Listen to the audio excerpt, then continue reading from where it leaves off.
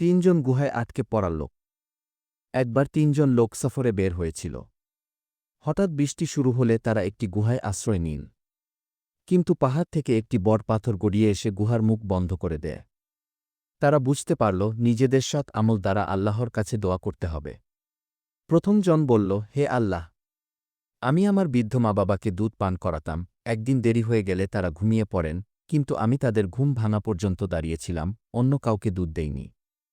যদি এটি তোমার সন্তুষ্টির জন্য হয়ে থাকে তাহলে পাথরটি সরিয়ে দাও। একটু পাথর সরল। দ্বিতীয় জন বলল, হে আল্লাহ, আমি এক মহিলাকে ভালোবাসতাম, তাকে পাপ করতে চেয়েছিলাম, কিন্তু সে আল্লাহর ভয়ে তা প্রত্যাখ্যান করে। আমি সরে যাই। যদি এটি তোমার সন্তুষ্টির জন্য হয়ে থাকে তাহলে পাথরটি আরও সরিয়ে দাও। আরও কিছুটা সরল। তৃতীয় জন বলল, হে আল্লাহ, আমি এক কর্মচারীর কাজের মজুরি না দিয়ে রেখে দেই, পরে সে ফিরে আসলে তাকে তার সম্পূর্ণ পরিশ্রমের ফলসহ আরও দেই। যদি এটা খাঁটি হতো তবে পাথর সরিয়ে দাও। অবশেষে পাথর পুরোপুরি সরে গেল, তারা বেরিয়ে আসতে পারল।